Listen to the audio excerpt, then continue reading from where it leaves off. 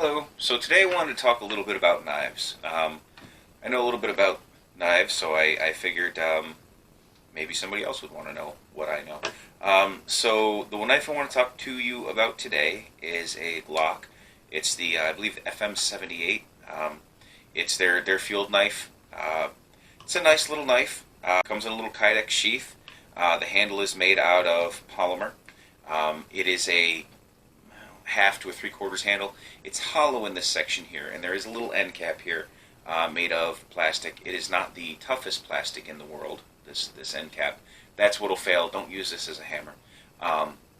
But because it's hollow in there, what I've done is I took some matches, wrapped them up in plastic with some paper, and shoved in there. So if I ever need them, I could bust the plastic and get to some matches. It was, if I remember correctly, developed for armed forces. It can be used as a bayonet on the Stayer AUG with an adapter. That's part of why it's set up here. This little cutoff here would fit into the adapter. It can also make a handy little bottle opener. So that's the overview of it. The one issue with the Kydex sheath is it does rattle a little bit because it's solid, but it does have a drain hole in the bottom, so it's not going to get too soggy in there, and it does have a tie down here. The belt loop I like because it'll fit, 2, almost 3 inches there, but also you can disconnect it. It's got a little hook latch here, so you can kind of pop it off rather than always having to slide it in and out, which is kind of nice. So that's the overall of it. So let's go ahead and take a look at the blade. It's phosphorus black coating. Once again, it's stamped right here. It's kind of hard to see. Made in Austria, Glock. The older models also had the stamp on the sheath as well as on the handle, but this is stamped in all three places. As you can see, this one's seen some wear. I've used it for a variety of field work. I've also used it for butcher work. I've used it to dispatch large animals, throat cutting and things like that. It's a clip point, which is a design that I really like. It's got a nice straight edge. I'm not a fan of serrations just because they're harder to sharpen, especially in the field. I believe it's the 87 model. Comes with a saw back. Some people call it a root saw, what have you. I find that generally a saw back blade doesn't do sawing that well, so it's something I try to avoid. She's got a good feel in the hand. It's still a fairly, even though it's polymer and it's light, it's not light enough where it feels awkward. You've got a nice little hold here for the thumb and forefinger. It protects it fairly well. The blade itself is a 1095 high carbon, which is an excellent knife steel. It's fantastic.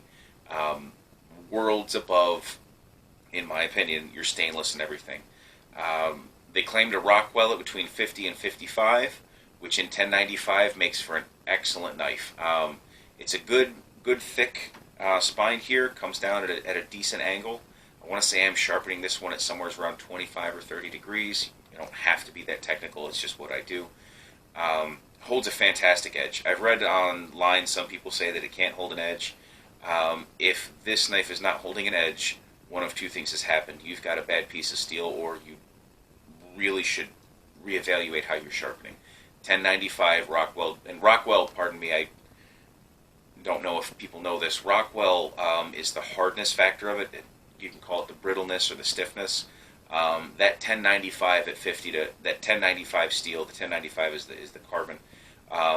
At the 50 to 55 is a perfect sharp knife steel, in my opinion, and that's what I found. The downfall of that is where the coating wears off and where the blade edge is, because it's not stainless. It will rust or patina slightly. I mean, you can't really see it on this. There is a little bit. I haven't fooled with it, but this will hold a razor edge. This will shave.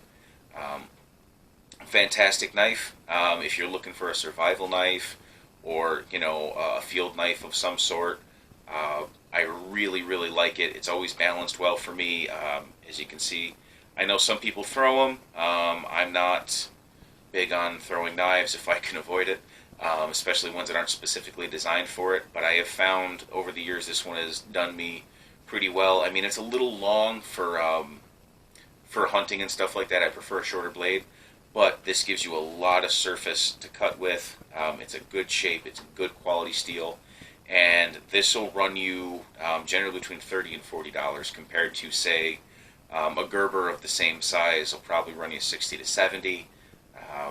And you can pay as much or as little as you want for a knife. But if you're in the market for a good field knife, especially one with a nice handle like this, it does have a similar feel to a K-bar. It's not as heavy, it's not as wide of a blade, it doesn't have that nice heavy curve to the point that some other knives have, but I have found that for all the purposes I've used it for, it's been fantastic. And the fact that I can put a couple of small matches in there for what have you is a really nice deal. Like I said, if you're looking at one and you're trying to decide, I would say if you're looking for a general purpose kind of, cool knife, this one is one that I've used for years and had good luck with, and once again holds a fantastic edge. If you ever have a choice, I always tend to go towards the high carbon. While it will patina, you will get a better edge, and you will get the blade will be a little less brittle. It tends to be a springier steel. I've not hammered on it because I'm not a fan of hammering on knives, but with that thick spine there, if you did need to do some splitting, you could take a wooden mallet to that and drive it down as like a fro or something like that. It's just something I haven't done because I haven't needed to. But overall, really good knife, really well made. The fit in it, I mean, you can't really screw up the fit and finish on this because it's polymer. But nothing has gone loose on it in the last 6 years. I've had no issues with anything like that, and she still holds a great edge. So if you're interested in one, I would definitely take a look at it. If you've had a different experience, or if you would like to ask questions or whatever, please leave it in the comments, and thank you for listening.